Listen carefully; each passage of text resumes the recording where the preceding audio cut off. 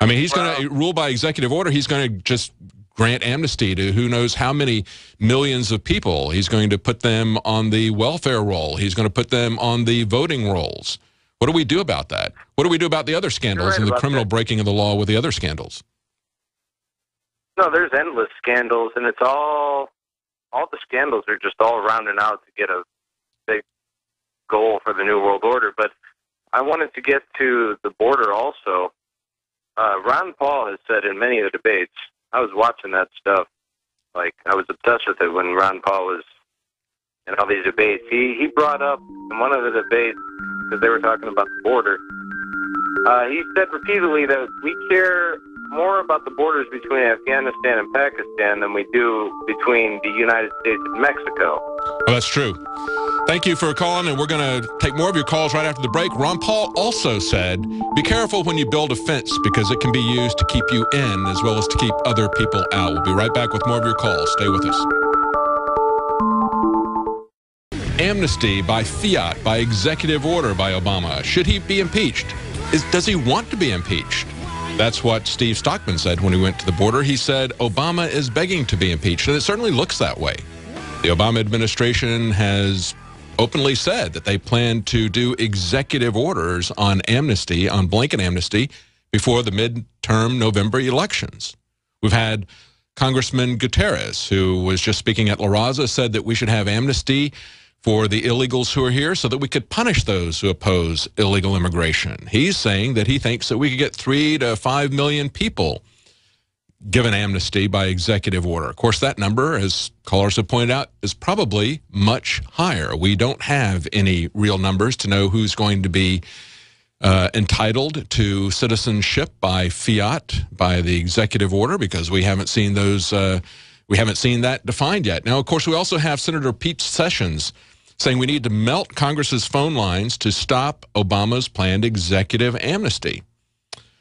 I guess the question is, are we going to see the GOP do anything, or are they going to just grandstand like we've seen Darrell Issa do with the IRS? I mean, that makes people very cynical about anything ever being done. I mean, if you can't send these people to jail, if you can't impeach them when they do the same things that Richard Nixon was impeached for, but far greater, to a far greater extent, to a far greater depth, and with an attitude. You didn't even see the IRS joining in Richard Nixon's wanting to use the IRS to go after his enemies list. The IRS commissioner theoretically put that enemies list in the safe, and that was part of the exhibits and the impeachment of Richard Nixon. Today, they go ahead and go after an entire political movement and then say they don't have their emails where they were talking about doing that. They all just conveniently disappeared.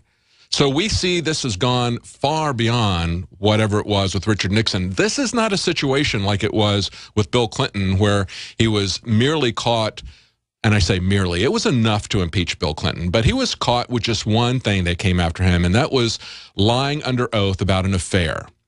Obama has many things that the Obama administration has lied about, many criminal activities, cover-ups, denying information to Congress, and this is just one of the things, the border, but it is a very large part of it. But the other question is, do we just allow the border to be open? Do we build a bigger fence, a deeper fence, a higher fence? We've got Joe Biggs down at the border, and he's been showing us pictures of what the fence actually looks like.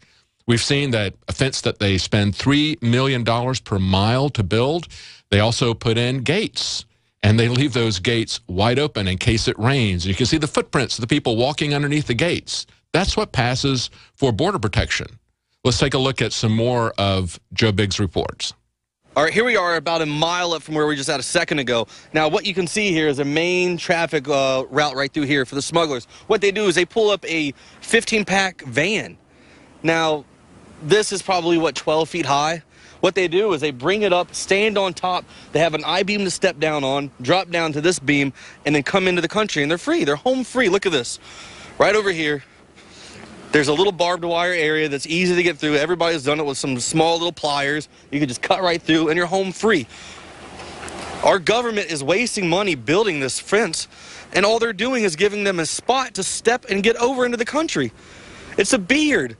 They're putting money, the Department of Homeland Security is saying, yeah, we have a fence.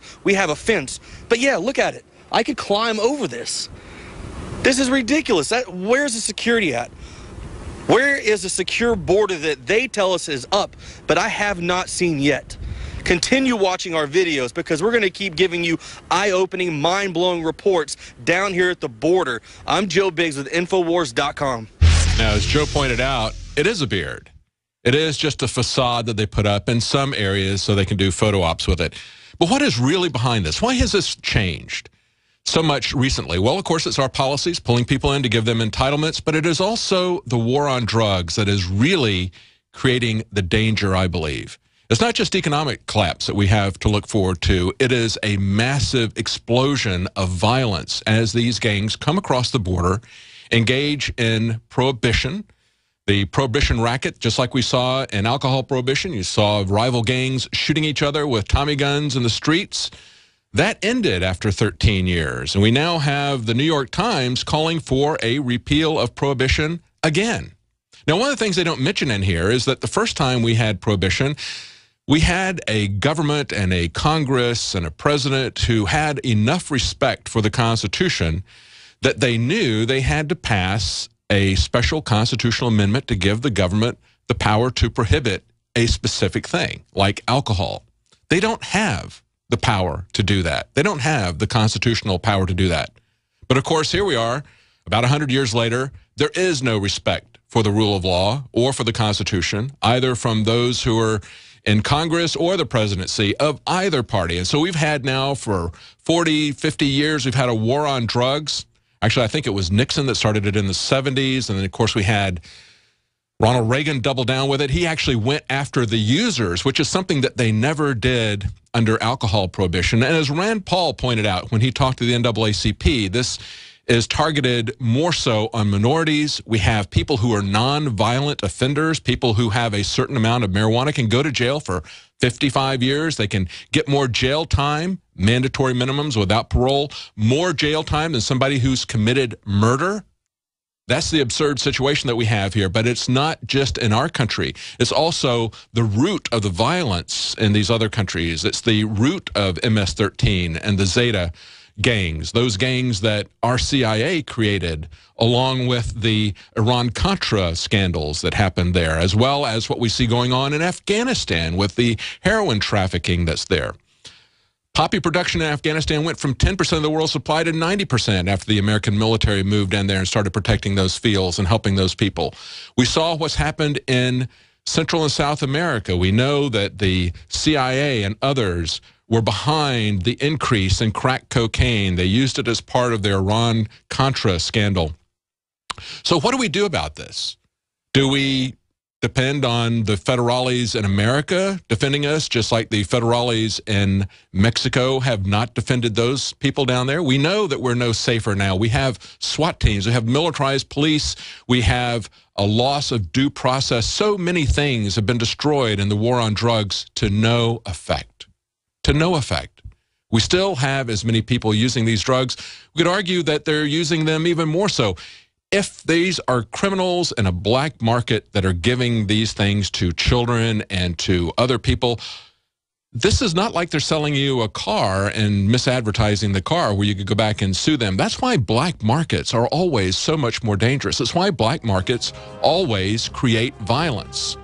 So I want to know what you think we can do to stop the root causes of this border collapse, rather than responding to it in a way like we did to 9/11, which is to destroy even more of our rights, to militarize the police even more, to create even more of a police state. We're going to take your calls right after the break. Stay with us.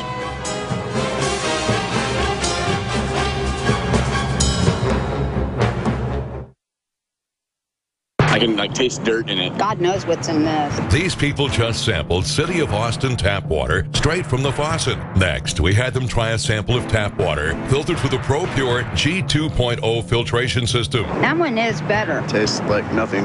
Yep, I know what good water tastes like. It's good water. Most tap water contains added substances like fluoride, chlorine, glyphosate, and many others. Studies prove that these substances are linked to an assortment of major health issues, including tooth decay, lowered IQ, and even cancer. It tastes like you're drinking out of the lake when you're drinking tap water. The ProPure G2.0 filtration system removes these deadly substances, leaving only fresh-tasting, deliciously clean water. Okay, this is very tasty. It's good water. Refreshing. It's good. Go to InfoWarsStore.com today and get your free wire stand with the purchase.